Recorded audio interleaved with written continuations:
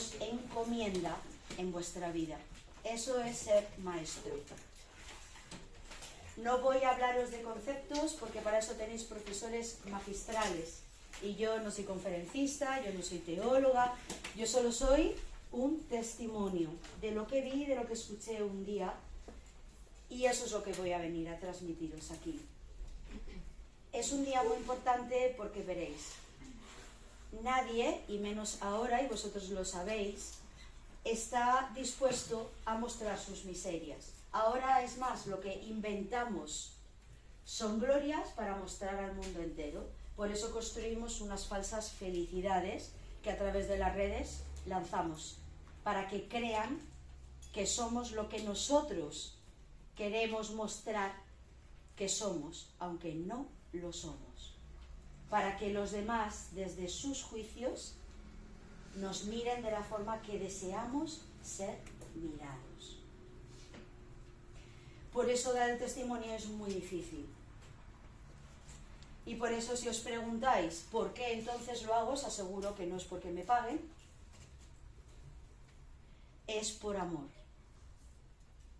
Y por eso voy a empezar leyendo unas palabras del Papa Francisco que tiene que ver con vosotros. Y por eso esta introducción. Bueno, veis que no hay pantalla, veis que no tengo papeles, folios, no traigo nada preparado, porque lo que os voy a contar es una historia. En todos los cuentos hay brujas malas, malas cosas, pero en muchos cuentos hay un final feliz. Y esta historia es parecida a un cuento. Nos gustan los cuentos. Los cuentos dan esperanza. Nos gustan los cuentos. Y no los de Disney, sino los de verdad. Esto es un cuento que tiene una primera parte que es dolorosa, que es oscura y que es terriblemente inmoral y pecadora. Es mi vida.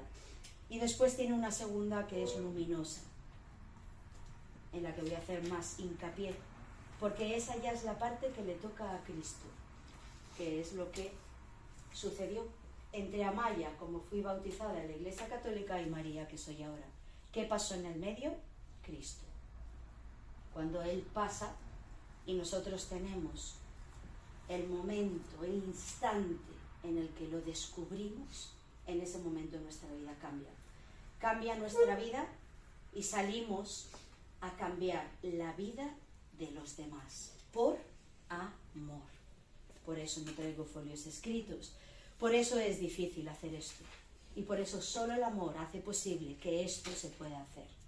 Vais a escuchar un testimonio de vida, y un testimonio de vida es tener la capacidad por amor y desearlo por amor de mostrar el corazón. Me arriesgo a que lo prejuzguéis, a que lo juzguéis, a que unos lo tiréis a la papelera, a que otros lo tratéis con cuidado, pero no me importa. Es el precio que estoy dispuesta a pagar, con tal de que hoy en cada uno de vosotros haya un punto de inflexión en vuestras vidas personales y para vuestro futuro como maestros. Porque entonces, si hoy hay un punto de inflexión, permitís que Cristo brille en vuestras vidas, haréis brillar el alma de cualquier niño que se os ponga en vuestras manos. Serán tesoros que estaréis dispuestos a custodiar, a cuidar y hacer brillar en el mundo. Cuando un niño es educado en la bondad, rezumará en el mundo bondad y el mundo cambia. Vosotros estáis llamados por vocación, y Dios es el que pone las vocaciones, a transformar el mundo. El Papa Francisco dice que la educación es ante todo una cuestión de amor. Hemos empezado con la palabra clave, amor. La educación es ante todo una cuestión de amor y responsabilidad. Todo lo que he hecho de introducción os ha mostrado la puerta del amor, que conlleva responsabilidad. Responsabilidad es compromiso.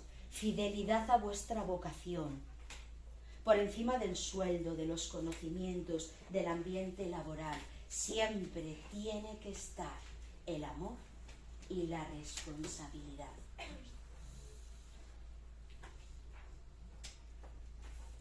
El Papa dice que cree que la educación es una de las formas más efectivas de humanizar el mundo.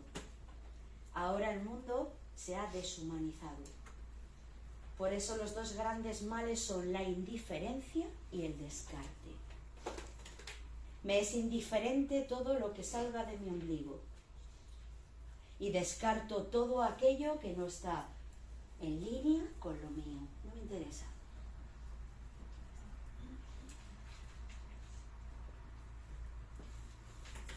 La educación es ante todo una cuestión de amor y responsabilidad que se transmite en el tiempo, fijaros bien lo que vais a hacer, de generación en generación.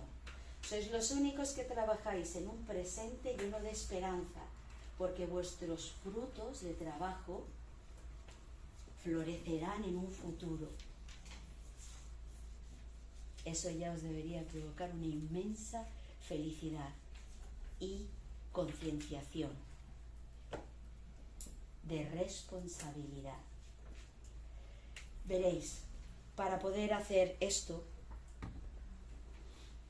hace falta dos pilares. Uno, el conocimiento. Y dos, Cristo. Y yo vengo a hablaros de eso. Porque el uno sin el otro se queda vano, no servirá de nada. Os frustrará, os desalentará y muchos de aquí incluso abandonaréis vuestra vocación y vuestra misión. Nací en una familia católica, de aquellas que se hacen llamar católicas, pero que no practican en absoluto, ni es una vida coherente entre la fe que digo practicar y lo que de verdad practico. Por eso ahora España está lleno, sobre todo Europa, está lleno de cristianos no practicantes. Soy cristiano, te dicen, pero no practico. Digo, bueno, pues entonces hazte rana. Llámate de otra manera.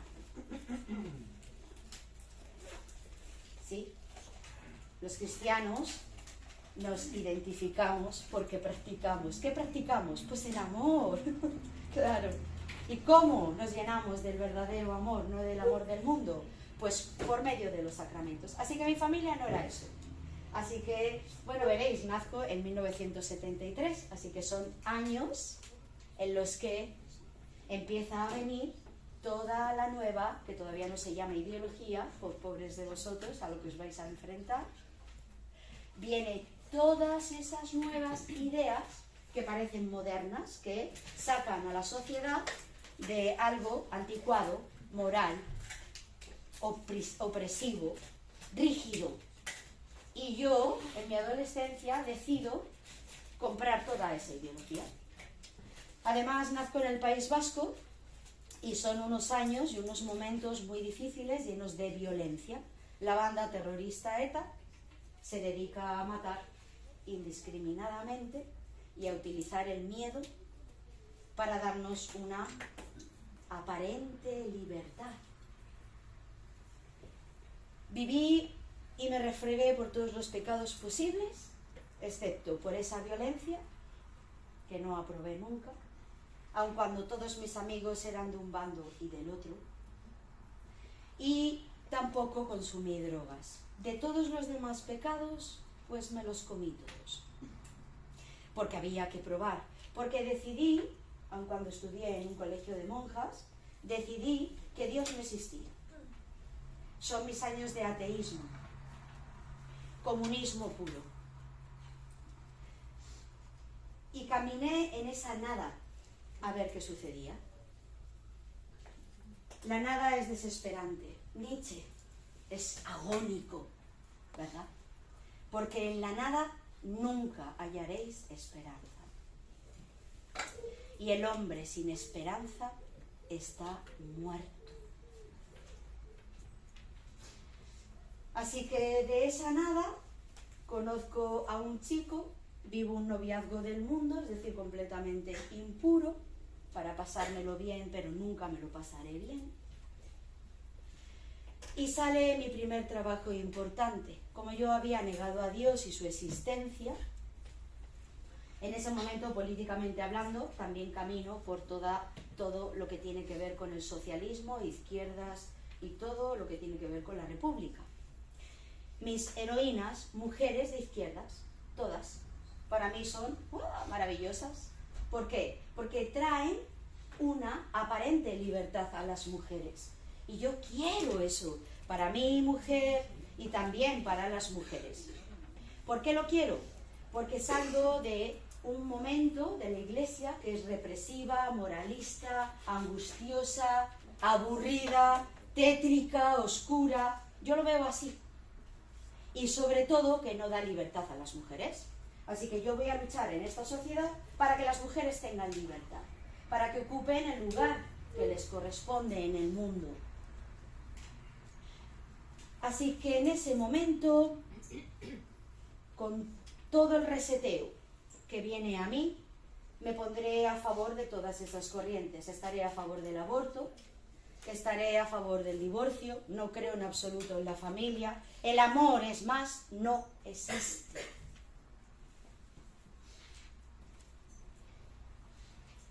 Y estaré a favor de la eutanasia, estaré a favor de una sociedad comunista, sin pilares de fe, porque la fe, repetiré muchas veces, es ese opio del pueblo.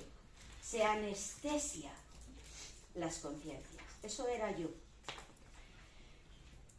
Sale mi primer trabajo y es en una clínica de muchísima reputación en Bilbao. Como profesional sanitaria me contratan. Y voy a deciros que me contratan al principio para ser esa enfermera que acompaña en la planta de ginecología y obstetricia a los médicos que acompañan a las mujeres embarazadas, todo lo que tiene que ver con la mujer. Y asistiré a partos.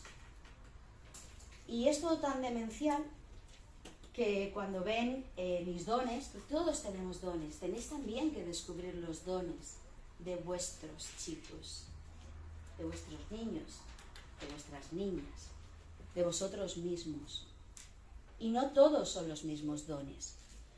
Mi don era la sanidad, era muy buena, y el acompañamiento con las mujeres, era muy buena. Confiaban en mí, acudían a mí, y no veía hora nunca para irme del trabajo, siempre y cuando una mujer me necesitara embarazada. Cuando ven esos dones, mis jefes, entonces me bajan a los quirófanos. Mi proyecto en ese momento, mundano, pues ser alguien en el mundo de la enfermería. Y adoro el quirófano. Es hiperactivo, es caótico, pero a la vez es súper ordenado, pulcro, exigente. No puedes pensar, solo puedes actuar. Me encanta. Así que cuando me bajan al quirófano, a lo que yo creo que voy a trabajar, mi sorpresa será que la propuesta en realidad de trabajo será convertirme en una enfermera abortista. De las ideas que aparentemente no hacen daño, ¿cuándo hace una idea daño? ¿Por sí misma la idea es dañina? La idea genera y tiene un efecto cuando se materializa. Por eso vivimos ahora en el mundo de la ideología, ideas que se vuelven terribles cuando se materializan. Pues yo me materializo en una enfermera abortista, la idea se materializa. Me dedicaré en esos quirófanos, donde ninguno de los que estáis aquí, yo estoy segura, habéis estado. Me materializo en esa enfermera que, ¿cuál será mi trabajo? Protocolo de enfermera abortista, sencillo, evitar problemas. ¿Qué problema tiene que evitar una enfermera abortista? Pues que la mujer que se tumba en aquella camilla no se levante. Os preguntaréis, ¿pero es que se quiere levantar alguna porque van libremente allí? Sí. Sí, casi todas. Pero yo haré muy bien mi trabajo, porque no se levantará ninguna. De las mías no se levantará ninguna. Esta parte que tiene que ver con el aborto, y que no me interesa lo que vosotros pensáis, eso es privado, no la cuento para convenceros. La cuento, es más, ni siquiera me interesa lo que después decidáis. La cuento porque es la verdad. Y la verdad es lo que tiene que ser liberado y contado. Porque solo la verdad, estamos hartos de repetirlo, es lo que nos hace libres. Por eso cuento la verdad. La verdad no la posee quien no pisa esos quirófanos. La verdad la poseen los muchos miles de profesionales sanitarios que trabajan en esos quirófanos y que no cuentan los efectos de shock postraumático en el que viven el resto de sus vidas. La verdad la viven las mujeres que han bajado a esos quirófanos y que tampoco cuentan lo que sucede después de salir de esos quirófanos. La verdad se vive ahí abajo y es ahí donde os voy a bajar en este momento. Así que daros el regalo de bajar para que por lo menos palpéis la verdad. Lo que luego hagáis con ella es problema vuestro, porque sois libres. Y la verdad de lo que sucede ahí abajo pues es terrorífico, porque nada concuerda con lo que se nos ha dicho fuera. Nos interesa que las mujeres lleguen de dos formas, ciegas y sordas, porque cuando perdemos parte de nuestros sentidos nos hacemos vulnerables y tenemos que confiar, no queda más remedio. Si vosotros ahora fuerais cegados en los ojos con vendas y ensordecidos y os dijéramos que tenéis que salir de aquí y que solo hay unas pocas personas que ven y escuchan a las que podéis coger la mano y dejaros guiar, os aseguro que iríais como locos a por esas manos. Bueno, pues esas manos que sí que vemos y escuchamos somos esas enfermeras. Eso es lo que yo fui. Y no me lo estoy inventando. Es que la mayoría de las mujeres que se tumban en esas camillas pedirán esta mano. ¿Te puedo coger la mano? Porque confía en mí. Porque llevo un uniforme verde de quirófano. Y porque cree que yo no voy a hacer nada que sea malo para ella. Lo que no sabe es que ya lo hemos hecho. Veréis, ¿por qué apagamos el sonido de los ecógrafos? Pues para que no escuchen el latido cardíaco si ya está del corazón de su hijo. De esa manera siempre podremos utilizar un vocabulario. Es un coágulo, no es nada, no hay nada, no es hijo, no es bebé, no es feto. Por eso se va cambiando el vocabulario, para manipular las conciencias. ¿Por qué queremos manipular las conciencias? Pues para ganar mucho dinero. ¿Qué fundamenta el aborto? Pues el dinero. Pero cantidades que no os podéis hacer ni a la idea. Y después, ciegas. ¿Por qué? Porque las mujeres jamás verán la pantalla del ecógrafo. Ni antes, en la prueba para valorar el número de semanas de gestación, ni en aquel quirófano. Mi trabajo es apagar el sonido del ecógrafo y dar la vuelta a la pantalla para que solamente cuando ella esté tumbada y ya no vea nada, yo daré la vuelta a la pantalla del ecógrafo para que la vea el ginecólogo y yo. El sonido no, nunca. Pero hay una gráfica constante del latido fetal, el latido cardíaco del bebé, del ser humano en desarrollo perfecto y correcto, dentro del útero de su madre. ¿Por qué no decimos madre-hijo? Porque ahí se crea un vínculo difícil de romper. Por eso no llamamos nunca a la relación materno-filial, madre-hijo en un aborto, en un quirófano abortista de esa manera. ¿Qué más hacemos? Pues cambiar las palabras de interrupción voluntaria del embarazo, así es como lo llaman ahora. Queda incluso mejor con las palabras IVE, mayúsculas. Veréis, de las tres palabras, solo una es verdad, embarazo. No es una interrupción, porque no hay marcha atrás. Cuando yo interrumpo la lectura de un libro, lo retomo cuando yo quiera. Cuando yo interrumpo el visionado de una película, yo vuelvo a verla cuando quiero. Incluso cuando interrumpo una relación, tengo posibilidades de volver. En un aborto no hay marcha atrás. Interrupción voluntaria. Y como os he explicado, nunca somos libres para tomar la decisión correcta, voluntaria, que aunque sea incorrecta, es voluntaria y libre, si ya 2 de mis sentidos han sido ocultados.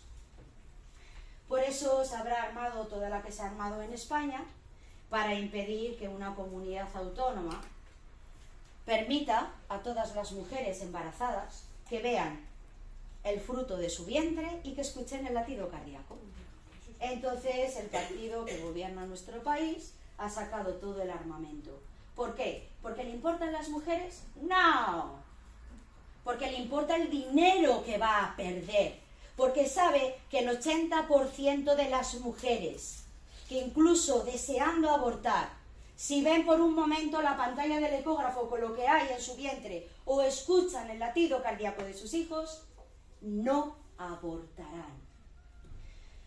He viajado por el mundo entero.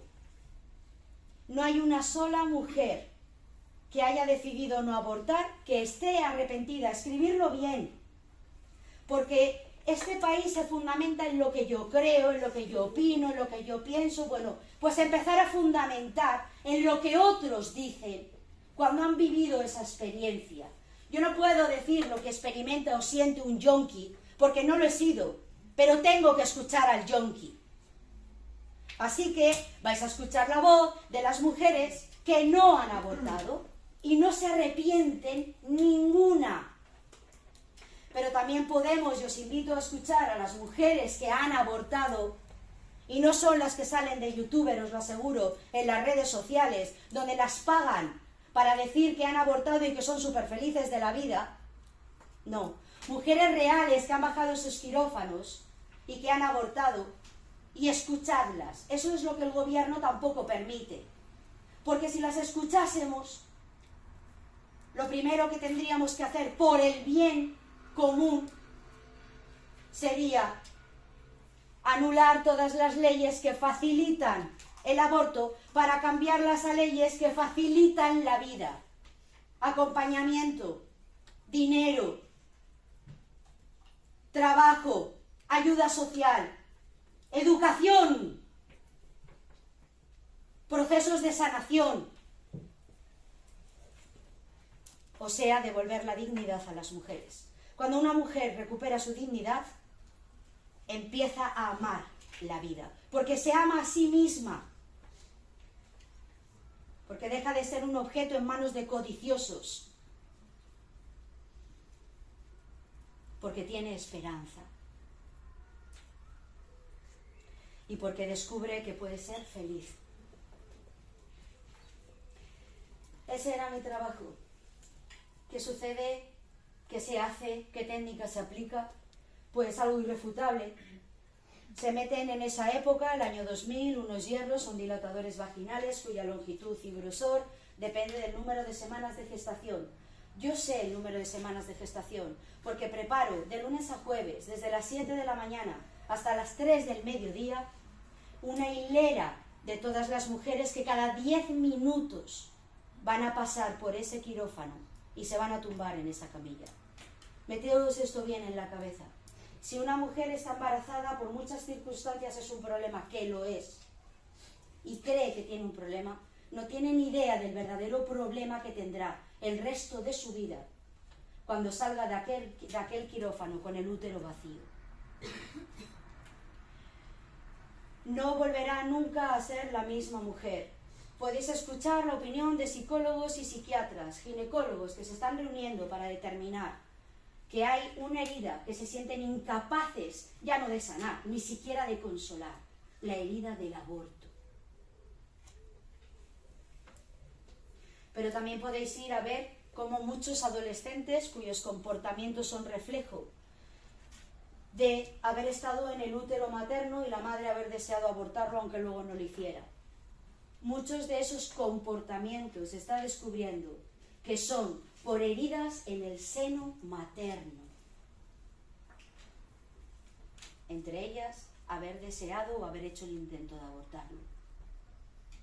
Es la herida del desamor, que es de lo que está herida esta humanidad.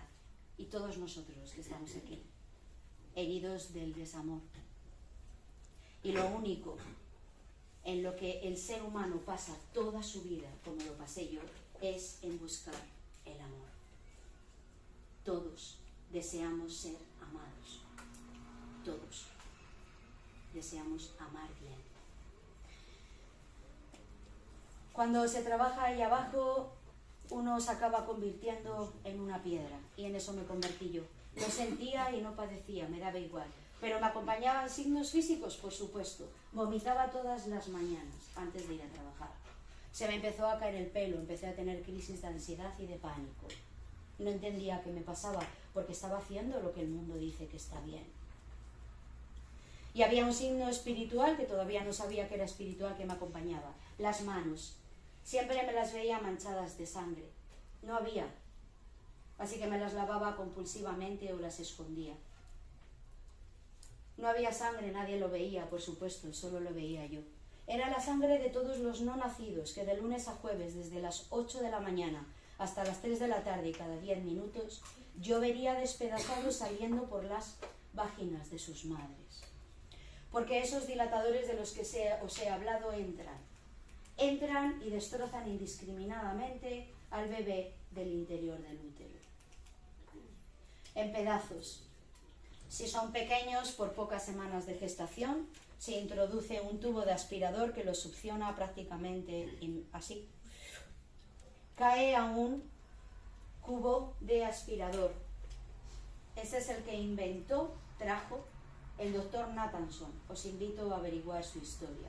Le llamaron el rey del aborto en Estados Unidos. Es el que conseguirá que el Constitucional apruebe la ley del aborto. En el famoso caso. Por dinero. Leerlo. Por dinero. No le importaban las mujeres, le importaba el dinero. Sabía que era malo, sí, pero quería más dinero. Cuando esos hierros se introducen, como os digo, en el útero, si el tamaño del bebé es más grande, y os aseguro que lo había, los jueves especialmente, era cuando todas las mujeres francesas venían a abortar a esa clínica, porque solo esa clínica en esos años hacía ese tipo de abortos. Gestaciones de entre 20 y 24 semanas. Pero no os asombréis porque Hillary Clinton, esta masona, oscura y malvada, propuso que se pudiera cometer el aborto hasta el 9º mes de embarazo.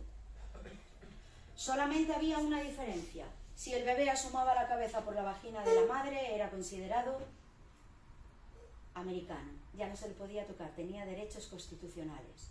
Pero si no asomaba la cabeza, que era lo que ella quería, que no la asomara, entonces se pueden hacer muchas técnicas que se emplean ahora. Veréis, meter ácidos salinos en el interior del útero que queman vivo al bebé.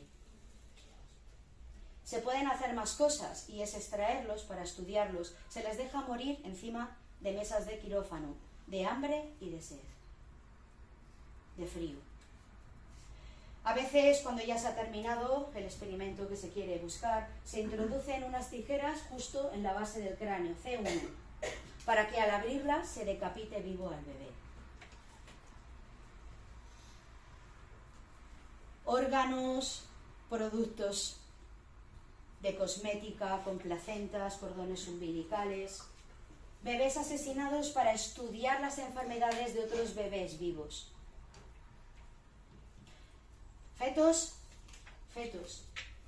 Todos nosotros pasamos por esa fase de ser fetos, extraídos del vientre de sus madres para ser metidos en formol, para que luego los estudiantes de enfermería y de medicina los estudien.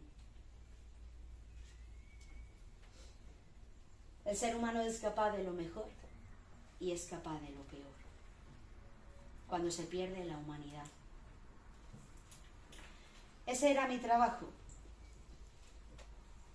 ¿Qué sucede a una mujer que está allí tumbada? Pues muchas cosas, pero ninguna es de las que se cuenta cuando se aprueban todas estas leyes. Por eso imaginaros lo terrible de aprobar la última ley en febrero en España, en el que permite que una niña de 16 años no necesite el consentimiento, no es el consentimiento, es decir, no tiene que hablarlo para decidir algo para lo que no está preparada para decidir. 16 años. Pero bueno, a este gobierno le parece bien, porque ya con 4 años promovemos la masturbación, el sexo libre con 4 años. Estamos en esos tiempos, sois vosotros los profesores de esas generaciones. ¿Por qué les interesa que los jóvenes empecéis cuanto antes a tener sexo? Pues justamente para que haya embarazos. ¿Por qué? Porque lo siguiente que va a ser es o ir a la farmacia corriendo a por la pastilla del día después, o acabar en un quirófano donde yo trabajaba. Dinero y dinero y dinero.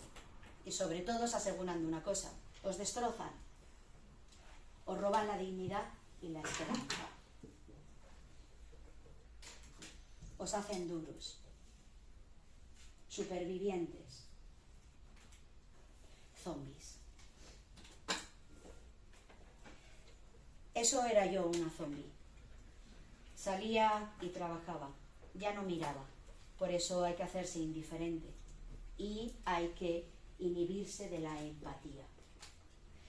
Cuando los restos caen a ese cubo de aspirador, de este holocausto, que llamo holocausto, pues lo paso a una sala contigua, a un contenedor grande, donde se tiran esos restos grandes. Se llama triturador. De esa manera, esos últimos restos triturados pasarán a contenedores con etiquetas de restos biológicos, como el de cualquier otra intervención quirúrgica. Fin. Aparentemente, pero no hace más que empezar la verdadera historia. Tanto la de la mujer allí tumbada, como la del padre, o como la de su entorno, y como la mía propia. Hay un momento en el que, vaciando ese cubo apresuradamente a ese triturador, se quedará sobre aquella mesa metálica que yo limpiaba todos los días un piececito. Estaba perfectamente formado, tenía este tamaño. Y vino a mí estas preguntas. Tú dices defender los derechos de las mujeres. ¿Y si este pie es el de una niña? De los abortos que se realizan, ¿qué tanto por ciento es el de mujeres? Entonces la pregunta es, ¿cómo se puede fundamentar un movimiento que dice amar y defender a las mujeres a costa del asesinato de miles de niñas, futuras mujeres que nunca verán la luz? Porque otras mujeres decidieron que ellas eran el sacrificio para el bien mayor.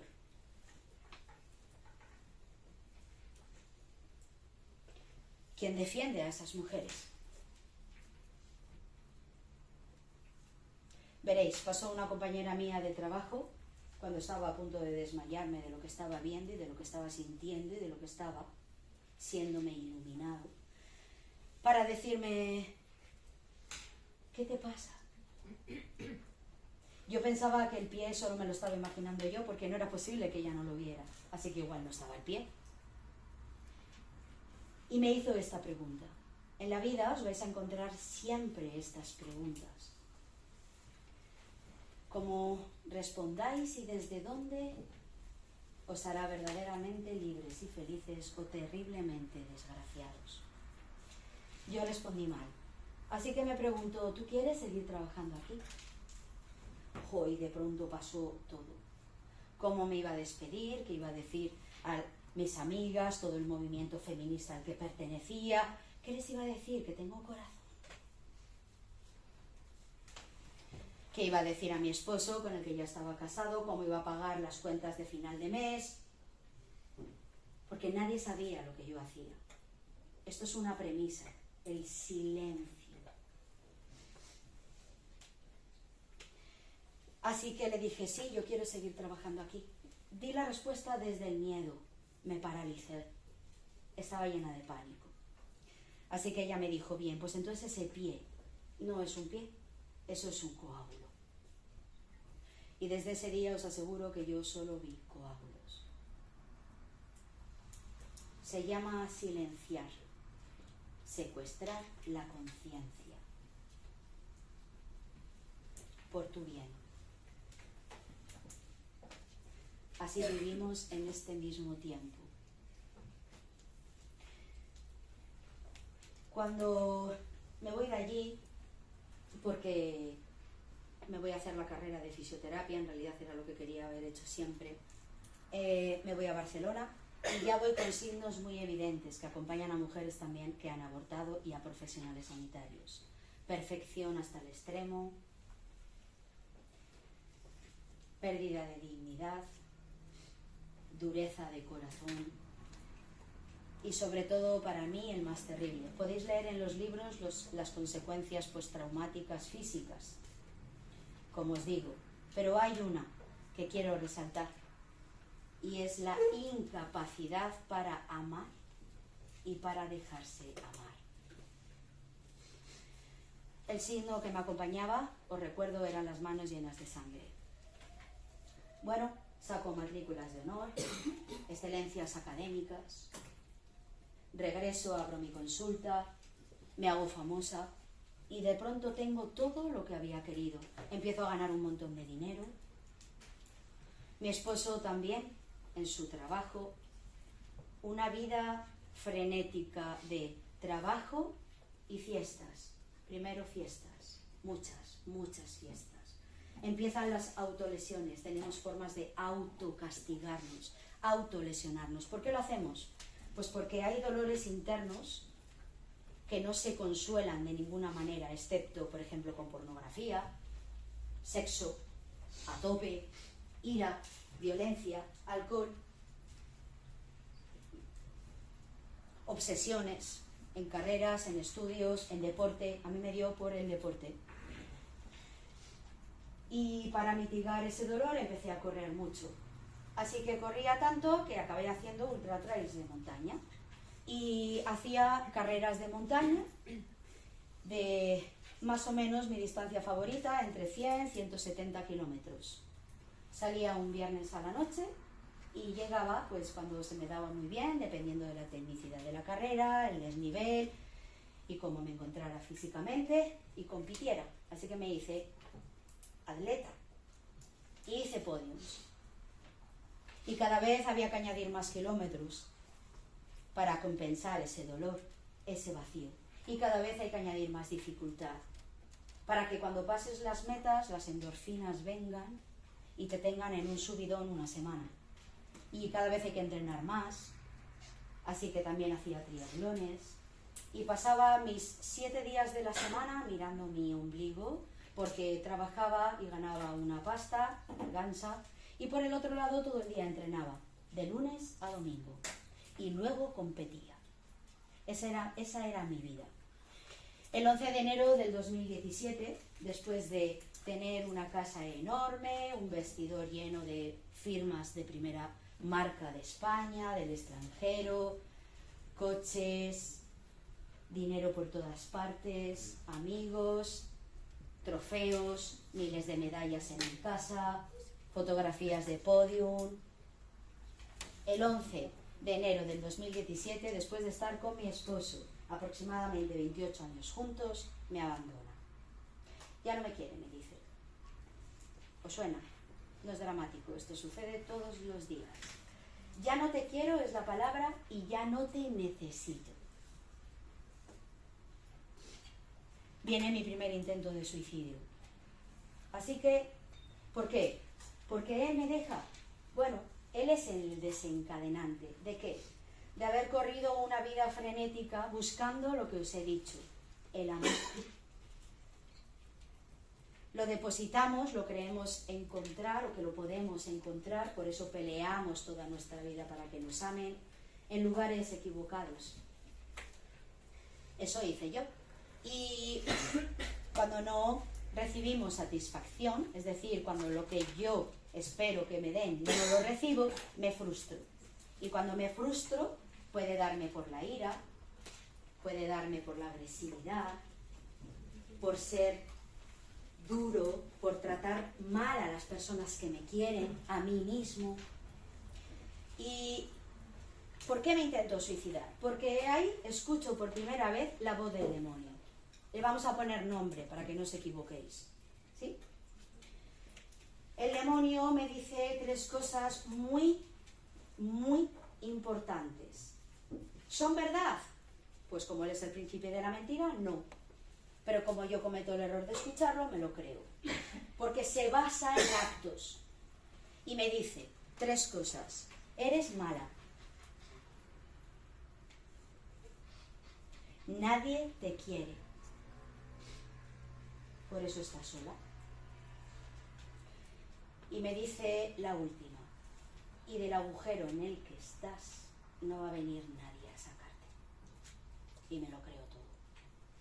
Así que veréis, cuando no se tiene a Dios, cuando no se tiene la verdad, cuando no se tiene esperanza, cuando no se tiene la fe, solo hay una puerta para mí en ese momento, como la hay para el tanto por ciento elevadísimo de suicidios en España. ¿Sabéis por qué no se dan, verdad? Están por encima de los accidentes de tráfico y de las muertes por cáncer. El suicidio. Os sorprendería ahora mismo el número, la incidencia, os lo digo porque vais a estar con ellos, de niños de 8 años que se suicidan. Dejan cartas escritas, a veces a sus profesores, diciendo esto. Creo que soy invisible. ¿Cuántas veces nos hemos sentido invisibles? Creo que mi mamá no me quiere porque le da más importancia a la manicura de sus uñas que a mí. No tengo a nadie, estoy solo. Creo que nadie me ve. Solo hago todas las cosas mal, por eso me riñen, tengo la culpa de todo. Esos son cartas de niños y niñas de 8 años que se quitan la vida. Estaréis atentos, ¿verdad? Los niños no son malos, no son pesados. Es que hay niños a los que nunca nadie les ha dicho que pueden ser buenos. Los niños hacen muchas llamadas de atención cuando tienen sufrimiento insoportable, porque ningún niño debería de tener sufrimiento insoportable. Bueno, por eso me voy a quitar la vida. Y voy a coger las llaves de mi coche y me voy a poner en pie porque me he sentado en el sofá de mi casa. En ese momento tengo 2 perros. Yo recogía a todos los perros vagabundos de la calle. Siempre decía, yo los voy a abandonar. Y ya caminaba por el mundo del budismo, años. Hacía yoga todos los días, 2 horas y media de yoga junto con mis entrenamientos. Llevaba una dieta vegana porque era vegana. Tenía el cuerpo perfecto, el peso perfecto, wow, lo tenía todo. Y entonces me voy a poner en pie en el sofá con mis llaves del coche cuando Dios obra y la historia cambia. Y nuestra historia Él la cambia todos los días, no os equivoquéis. Todos los días la cambia. Y esta parte de la historia no es para que digáis, joder, qué tía, qué suerte ha tenido, ¿no? No. Es para que vayáis a conocer al que hace posible cambiar nuestras historias. Uno de mis perros se sube sobre mis piernas y no me puedo mover en horas. Peleo con el perro, no puedo tocar ni siquiera un pelo del perro. Porque hay una voz aquí que oprime, ¿habéis sentido alguna vez opresión aquí, como si no pudierais respirar, y una idea obsesiva que se repite y que por más que la queráis echar fuera no lo conseguís? Y esa voz todo el tiempo me decía, quítate la vida, ya, quítatela ya, porque era la culminación del mal. Había asesinado a muchos no nacidos y había ayudado a asesinar, a morir a hermanas mías mujeres. Ya solo faltaba que yo me quitara lo más preciado y que no me pertenece, la vida, la mía. El perro pesaba toneladas, así que de cintura para abajo me quedé inmovilizada. Era como si se me hubiera caído este techo. No entendía qué estaba pasando, pero me quedé dormida. Fue el tiempo que Dios utilizó para que yo recibiera una llamada de teléfono. Además de correr por la montaña, había ido a hacer mucha alta montaña y ya había hecho un viaje al Himalaya, a Nepal. Así que me llamó un amigo desde allí, nepalí, porque había habido un terremoto y había que acceder a aldeas que habían quedado aisladas. Se necesitaban profesionales sanitarios, expertos en montaña y por supuesto que no tuvieran miedo. En la tierra después de un terremoto queda muy mal. Así que es una mala pisada, ¡pum!, y te vienes abajo y te quedas. Así que dije, pues es el territorio perfecto para mí. Voy. El 8 de mayo del 2017 cogía un avión y me presentaba en Katmandú, con dos ideas claras. Una, ayudar en lo que se me había pedido, y dos, pisar ese trozo malo de tierra y venirme abajo. ¿Para qué? Para hallar paz. Paz. De la paz ya hablará Fray Luis de León, que es como se llama este colegio, Fray Luis de León. Dichoso aquel que haya paz, porque sólo así podrá transmitir paz. Y yo no hallaba paz, ni en Buda, ni en el yoga, ni en ninguna parte. Bueno, así es como viajo, pero se adelanta el monzón, que son lluvias torrenciales, y ya no puedo salir de Katmandú, me quedo atrapada, parecía un león enjaulado. Me dedico a recibir a los turistas que llegan desde España para prepararles para lo que van a hacer. Así que hago también el campo base del Everest como una loca para arriba y para abajo. Por el camino rescatamos perdidos, asistimos a gente que se había caído con heridas. En ese mundo me movía desde mayo, cuando aparezco un día en un cruce. Iba a un famoso crematorio, es para visitar, tanto turistas, pero en realidad para los budistas y los hinduistas es el lugar donde queman a sus muertos. Allí tenía que ir esa mañana cuando en aquel cruce, quieta esperando, apareció por aquí dos misioneras de la caridad.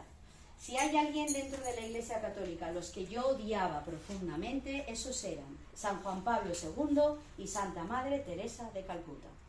Así que imaginaros cuando vi a esas dos mujeres con el sari blanco y azul, y una viene directa y me agarra este brazo fuerte. Me quedé paralizada por dos cosas: la sonrisa que tenía y la luz que irradiaba. Pero ¿cómo era posible que en aquel Katmandú, donde hay seres humanos comidos por las ratas y las enfermedades y los gusanos, debajo de sacos de patatas, donde los perros, los gatos y las ratas tienen el mismo tamaño y ven quién se come a quién?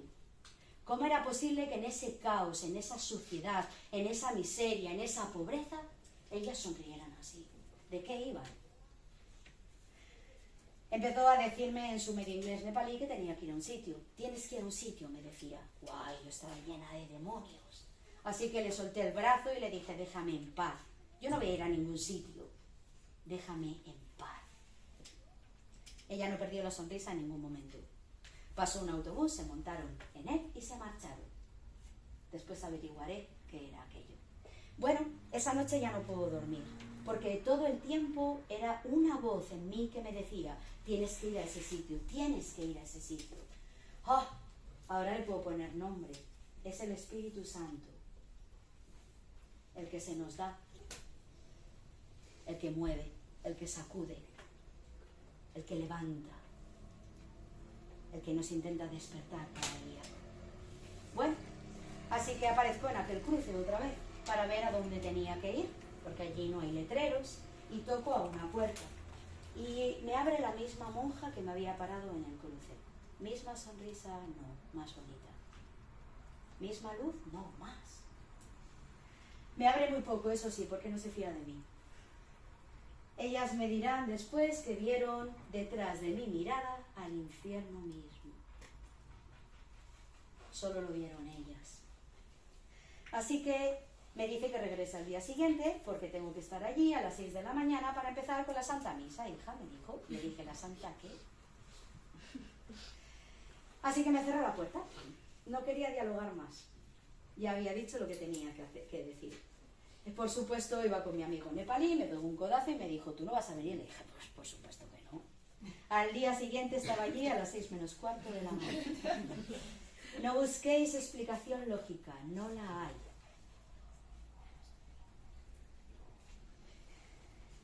Cuando me presento allí, le digo que me diga por qué me había parado y me dice, no, siéntate ahí en el suelo y después hablamos. Es una capilla pequeñita. En realidad es un oratorio, solo hay una alfombra azul en el suelo, allí no hay bancos. Y empieza la Santa Misa. No entiendo nada, por supuesto. Solo me provoca mucha risa aquel circo cristiano, diré en mis pensamientos, que sigue haciendo las mismas cosas. Y yo pensaba, pobres monjas, cuando se mueran y vean que eso a lo que han entregado toda su vida no existe.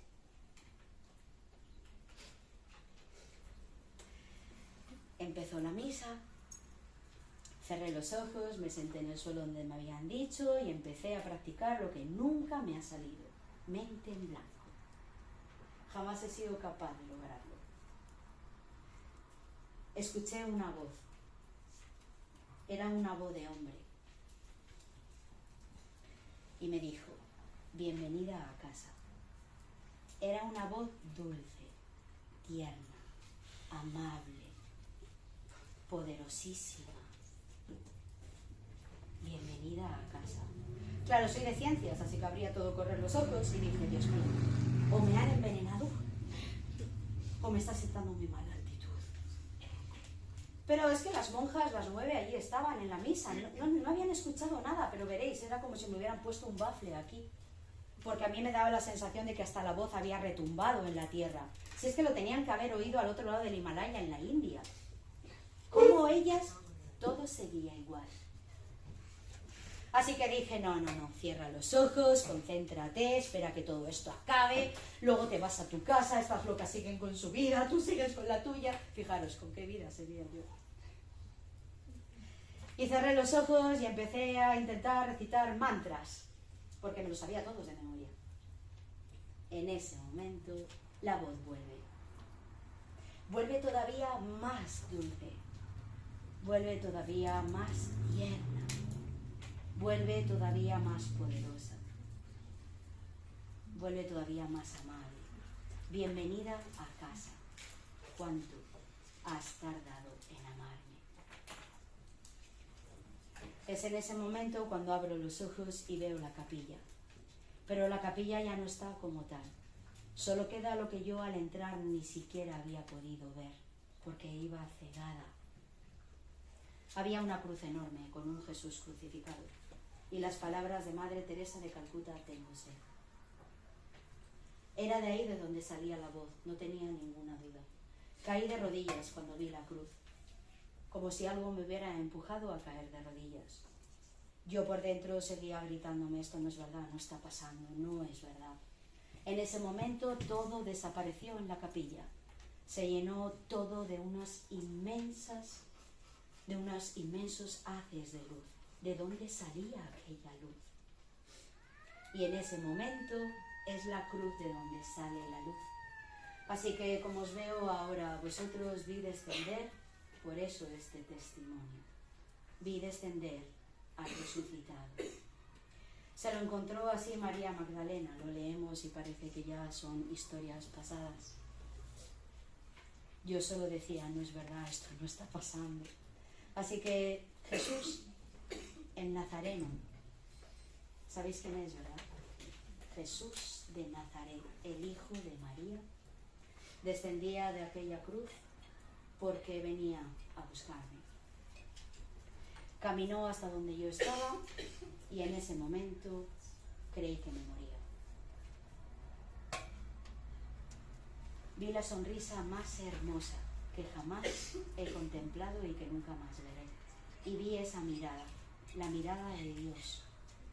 Así que supe inmediatamente que estaba en mi juicio personal porque me estaba muriendo. Ese día era el último para mí. Lo ratificarán las hermanas después. Me estaba muriendo. Se acababa mi vida. Ese día, sin más. Empecé a ver toda mi vida pasar a una velocidad increíble. Vi todo, absolutamente todo. lo que yo había hecho en 43 años. No había valido absolutamente para nada. Llevaba 0 frutos. Y sobre todo había perdido ese tiempo que ya no podía recuperar nunca más. Empecé a llorar mucho, mucho, y empecé a pedir perdón. Yo solo pedí perdón de todo lo que vi pasar delante de mis ojos. No me excusé de nada, no culpé a nadie de nada y sobre todo no me justifiqué. Yo solo empecé a pedir perdón. Resulta que no sabía que ese acto es el que abre eso de lo que tanto se habla, que es misericordia. Eso que dicen que está por encima de los pecados más atroces. Así que era perdonada en ese momento con sus palabras. No importa nada de lo que ha sucedido hasta ahora. Solo importa lo que suceda de ahora en adelante. Pero siempre juntos, me dijo. Siempre juntos. Ya estaba en casa. Y en ese momento es cuando vi sangre. La misma sangre que me había acompañado de los no nacidos en las manos y que no me podía quitar de encima. Empecé a ver sangre que caía en mis manos. Esa vez era la sangre de Él. Era la sangre de Cristo, que me lavaba de esa manera y me hacía nueva. Me daba una segunda oportunidad. Volver a empezar. Toda la paz que había buscado y todo el amor lo encontré en ese mismo momento, por fin. Así que sin miedo ninguno, por fin estaba en casa. En casa. No era el día, así que de pronto se marchó con toda la luz y como si me hubieran sacado a mí de un sepulcro muerta muchos años, me mandaron salir cuando abrí los ojos. Allí estaban las 9 hermanas de Madre Teresa de Calcuta alrededor de mí. Pensaban que me moría, efectivamente, mi cuerpo estaba frío, se estaban bajando todas mis constantes vitales. Pero entonces vieron algo. Vieron caer sobre aquel cuerpo que creían que moría ese día el fuego del Espíritu Santo. Para que al ponerme en pie me dijeran 2 cosas importantes. Una es que recibía una tierra nueva y la otra es que recibía un nombre nuevo, María. Por eso desde ese día me llamo María. Esto fue lo siguiente que recibí. Cuando pregunté a la hermana por qué me había parado en aquel cruce por la calle, me dijo, escuché la voz del Espíritu Santo que me dijo, ella es, y fui a por ti. No nos conocíamos en absoluto de nada, ella fue dócil al Espíritu Santo. Llevaban un año entero rezando como comunidad para que por intercesión de Madre Teresa de Calcuta apareciera un voluntario que fuera fisioterapeuta. Aparecía una fisioterapeuta. Lo que no sabían era que el intercambio en el que yo ganaba, lo que se me devolvía era la dignidad y ser mujer de verdad, ser una hija de Dios. Esa es la tierra que heredamos cuando nos creemos y nos empezamos a comportar como hijos de Dios. Solo había alrededor de mí un charco enorme de agua. Todas las lágrimas que había llorado en lo que me parecía un instante. Habían pasado 3 horas en aquella capilla. Cuando yo abrí los ojos era otra. Mi corazón latía. La piedra se había pulverizado. Y allí aprendí a amar. Me quedé hasta que tuve que regresar trabajando con ellas. Allí empecé a meter la mano debajo de los sacos de patatas donde había hombres y mujeres que habían perdido la dignidad. Lo que no sabía era que volvería a mi tierra, a mi país, a hacer exactamente lo mismo.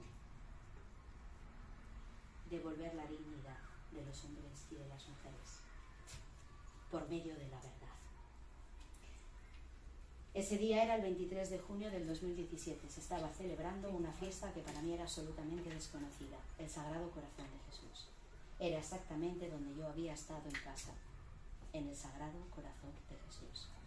Muchísimas gracias por vuestra atención y ahora os invito a que podáis preguntar lo que queráis. Gracias.